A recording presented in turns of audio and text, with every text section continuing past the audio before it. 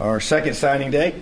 So we're trying to get used to this new format. We in our staff meeting this morning, we're kind of commenting about it. It doesn't feel like a normal signing day, so even less maybe than last year's did on the second one. But the first one's obviously become the major focus for the programs and everything. So, but at the same time, really excited about adding two guys to our class that we're very excited about and really anxious to get here on campus this summer. And Tim Weaver, offensive lineman out of Pennsylvania, a young man that we really feel like he's got tremendous potential and upside and great length and the body type we're looking for to play offensive tackle and has the flexibility to play outside and inside as well. And really feel like he's the kind of young man that matches the values we're trying to look for academically and from a character perspective, and comes from a great family. So really excited about Tim. And then, Josh Sanguinetti is a young man that really brings a great skill set to our secondary. A young man that had 24 interceptions on his career in high school, which is a whole bunch from a very good high school program. Very good athlete, a young man that a tremendously ton of talent that we think will be a great addition to an already talented young secondary that we did a really good job with last year, and then with also in the first signing as well. So really encouraged by the class. We got 22 total guys if you count Jack Tuttle as a transfer, and that's how we view that. And so one thing that really we focused on with this second phase, I did a lot of junior recruiting and even sophomore recruiting myself, and so really was able to get out and hit a lot of schools in the Midwest, a lot of schools in Indiana for sure to start with, but then even got in other areas and got to go in there. I just really a lot of times went myself and was hit as many as I could hit in a day and hit a lot of these young guys and at least eyeball them and talk with their coaches and spend a good time with them there, and as well as try to be very, very focused on the last few spots, knowing that we could be very, very selective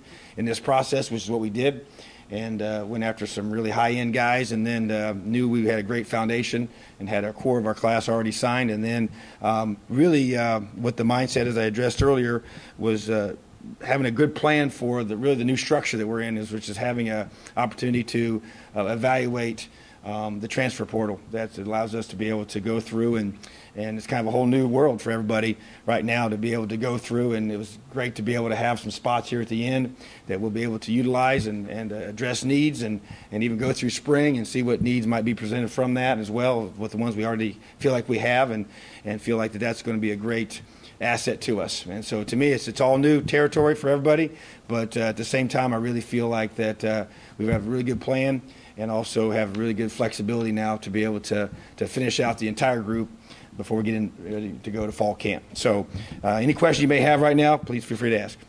Matt, and then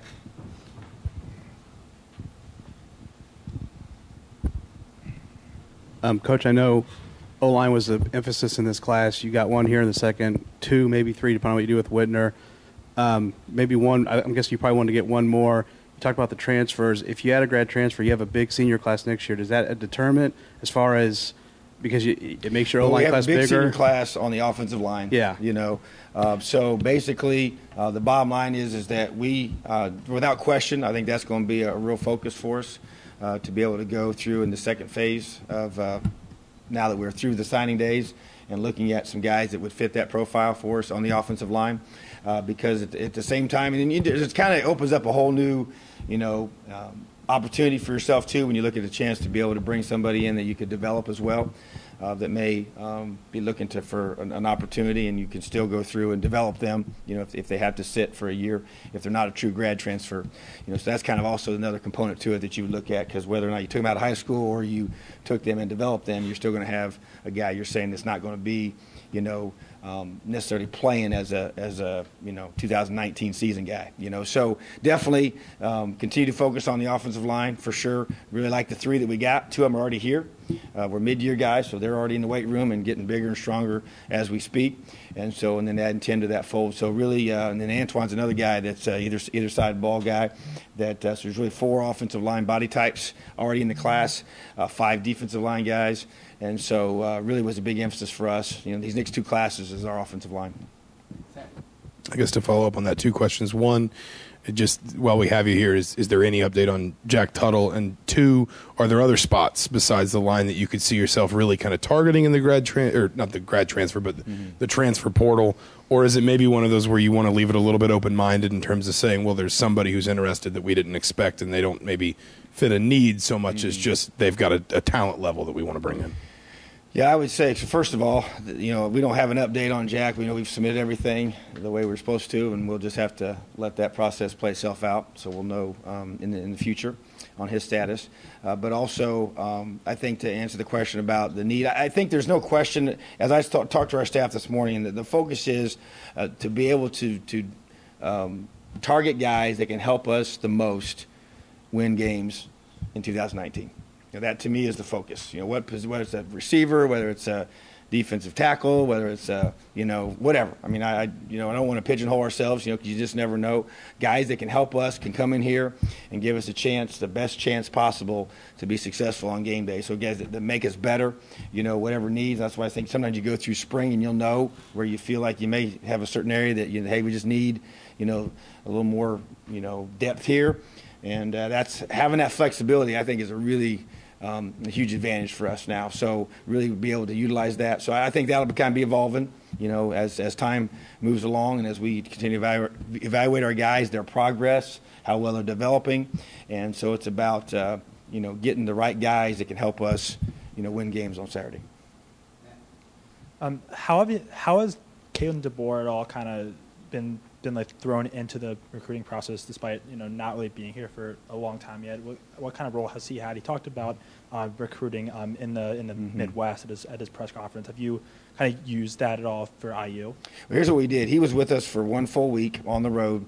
By the time he was officially here and got everything processed to allow him to go out, so he traveled with me the entire time. So we went through and went together, and so I got a chance for him to meet guys that we were recruiting for the future. So he got a chance to meet the high school coaches that I was going to those areas, as well as the guys we were targeting in this last class, so was able to be with me during that. So it was really good. He didn't go to an area per se by himself, but was able to get indoctrinated into our areas that we were hitting at this time, as well as just meeting coaches, and his history has been in the Midwest a lot in recruiting, so we will maximize that for his assigned area moving forward. But as far as the way we approached this last week, it was really focused on wherever I was going, he was right there with me. So it was a good time for us to be together.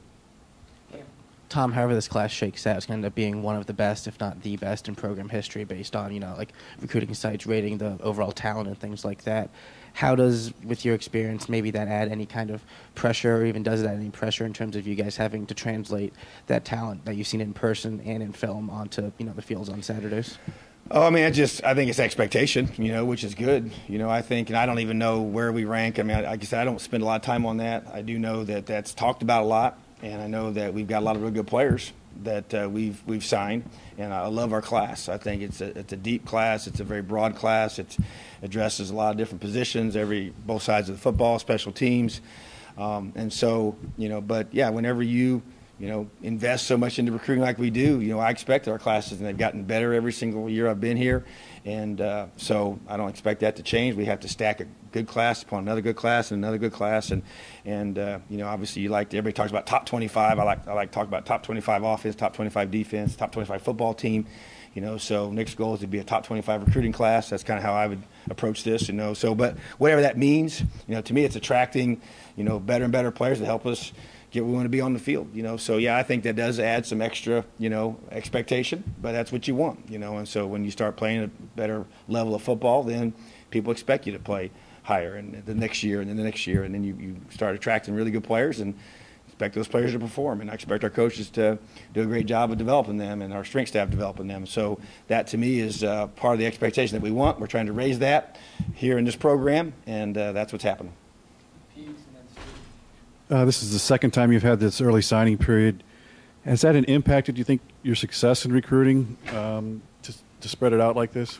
I think so. It's hard to say, since we haven't. You don't go back and say what would have been like if we didn't have it with the same exact time frame. I think that what it does for us, we work so hard at recruiting. And it allows us to really do a great job. We even had this discussion, as a coaching staff, and can think about the early spring visits that we're allowed to have that we haven't had in the past. And so you look at this class we just signed here, and we brought a bunch of guys in. We tried not to string our visits out, amongst a bunch of weekends, which I thought would be kind of really difficult on our staff. We tried to focus in on one big weekend where you bring a bunch of guys in here in the month of June, and then allow that to be a big weekend where we bring guys here and maximize the surroundings here and utilize the lake and the whole weather for that time of the year, which you can't utilize when you're here in January. So we tried to do that, and I thought that was real positive. And so we were able to get a lot of those guys to commit. And if you look at those guys that committed after that weekend and the weeks that followed, they stuck with us. So that's a big part of it. So I think that's where you might see a difference. And then you get them signed, and we signed all those guys in December. So you get them committed earlier, you get them to stay with you, and then you get them to sign in December, and then you got them. And then you focus on the next when that's done, and then you focus on after Christmas, and you focus on the few spots remaining. And then you're able to be very, very selective because you have a great foundation, and then you get a jump start on the 2020 class. So I feel like we're way ahead of where we've been in the past, by having that cycle now going for 2 years in a row now. I thought we had a much better plan in year 2 to really take advantage of the January recruiting and really zero in on the 2020 and 21 classes. And so I do think that it's helped. I think we've taken a lot of advantage of it as a staff, and we got to continue to do that. And so, but yeah, I do. Now that we've done it a couple times, I do like the process that goes through it. It makes for a really crazy December because you just finish your season and you go and you basically, if you think about it, you have twice as many visit weekends. Before, the visit weekends were only really just in January. So now you have 3 full weeks of that in December leading up to the 19th signing, and then you have another 3 full weeks of it. Even though you may have less guys, you're still doing the same thing with that group. And so not quite as intense the second time around, but the time involved is the same. But I do think it's good, and I think we're taking full advantage of it, and we got to continue to do that. When you look at this current class, who are some guys you feel like could maybe make an impact sooner rather than later, whether it's within that 4-game redshirt rule or if they even have a chance to surpass it? Yeah, I've been asked that a couple times, and we kind of discussed it as a staff. And first of all, you don't really know for sure. Like we kind of go back and think about last year's group, and you just said Stevie Scott was going to do what he did. Not many people would have predicted that, and so you don't really know. But if I just when you think about it, a guy that jumps out to me you may not expect is Sean Ratcher. Even though he's a long snapper, he may be our starting long snapper, and so that guy has a huge role, big shoes to fill, but at the same time, a very, very important role on this team coming in as a true freshman. So that'd be the first guy I think of. Juan Harris is a guy that I expect to can be a big contributor for us. CO, another D tackle, just because of what we lost on the defensive line, the mass of guys up front that we're trying to replace. I think he could be a guy that can help us early on. Antoine Whitner, another guy. You talk about replacing some of those interior defensive line guys. I think those guys could be in the mix for sure. David Ellis, with his skill set and versatility, I could see him being a guy involved in special teams, and it's maybe a little easier to get involved than the offensive line's hard. It's hard to come in as a true freshman and play right away. So we'll see how those guys adjust. We could have some of those guys maybe in some backup roles up front, but I think it's hard to come in and be a starter. Coy Crunk's one of the few guys, that can come in as a true freshman and play in the Big Ten on the offensive line. He did that and did it very, very well, but I think that's hard to do. Samson James, another guy, he's coming through and getting himself healthy, but we work so hard, and he's so big and strong, and Ivory Winter, same thing. He may need some time to figure it all out, but physically, he just kind of, when he walks in the room, you would notice him as a guy that looks like he could play, on Saturdays, So just to kind of name a few guys, I'm missing some, I'm sure, but it's a good group. But it's like all groups, they got to be developed. Once they come here, their stars are all gone, and whatever they did in high school really doesn't mean anything. I think that they just got to come in and have that mindset. There's no question that Tywon Mullen's a guy that I expect to help us in some way, shape, or form. And in his mind, I guarantee he's coming here to start. So that's just kind of how he thinks, and that's how he's wired, and that's what you want. So, but we never promise that to anybody, and we're very, very clear on that. We promise opportunity. So if you're going to get, especially by position and by graduation at certain spots, there's opportunity for sure. But I just think that the guys got to come in here and work, and once they get on campus, we'll see what they do, what the opportunity they've been given, and then certain guys take advantage of it more than you expect, and some guys that you think are going to come in don't, and That's probably been the case every single year. I'm sure it won't be any different this year. Tom, you mentioned Tywan Mullen. Obviously, he's a guy who was sort of towards the top of this class, and the guy who's definitely vocal on social media and that, and trying to recruit guys. What does he mean to this group, and what does he mean to having him in the program as kind of an? I tell you, he means a lot. And here's the thing you don't see when you aren't, in our shoes. I go down to Florida and go into a school, and right away, I mean, they know who he is. They know he's coming to Indiana, and they think we got an amazing player. And first of all, how'd you get that guy? And they all know about him. And they all respect him because he's just one of those kids. And he's a guy who's going to come in here and have to earn everything he's been, the opportunity's been given. But he has such a humility about him. Even though he's confident and has got a swagger to him, he's very humble and appreciative and grateful for the opportunity we gave him. And he's very, very proud of being a Hoosier.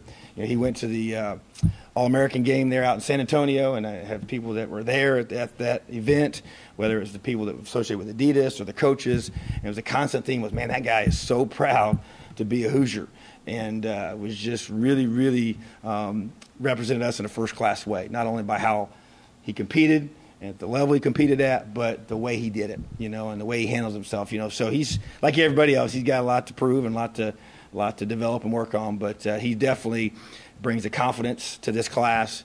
We needed him to get a hold of a guy. He just saw who we were recruiting, and he was just aggressively took advantage of that, and social media wise, and texting guys, and just trying to build his class. And we challenged about even when he came here, is to, hey, man, get on board here and help recruit your teammates. We're only as good as the guys around you, and that's something that we really.